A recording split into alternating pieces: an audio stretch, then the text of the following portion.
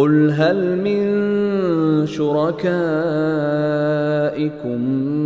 من يبدأ الخلق ثم يعيده قل الله يبدأ الخلق ثم يعيده فأنى تؤفكون۔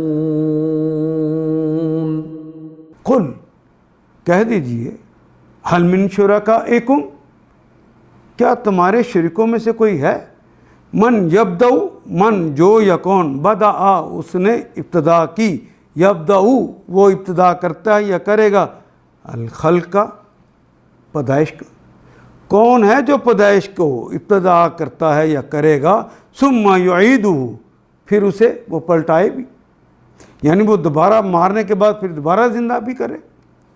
ان سے پوچھئے تمہارے ٹھہرائے ہوئے شریکوں میں سے کوئی ہے جو تخلیق کی ابتدا کرتا ہو پھر اس کا اعادہ بھی کرتا ہو، ہے کوئی ایسا؟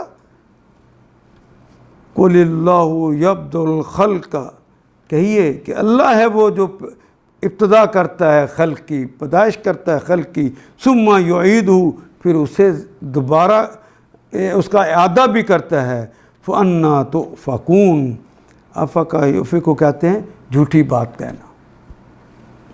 کہو یہ وہ صرف اللہ ہی ہے جو تخلیق کی ابتدا بھی کرتا ہے اور اس کا اعادہ کرتا ہے، تو پھر تم کس الٹی راہ پر چلائے جا رہے ہو؟ ان آیات کو ایک دفعہ پھر تلاوت خود کیجیے، عربی و مبین پڑھتے ہوئے دیکھیے کیا بات پوری اندر اتر رہی ہے، کیا یہ اردو کے سانچے میں ڈھلتی گئی ہیں عبارتیں؟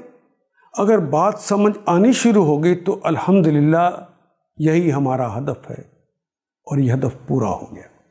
اللہ میرا اور آپ کا حامی و ناصر۔ الف لام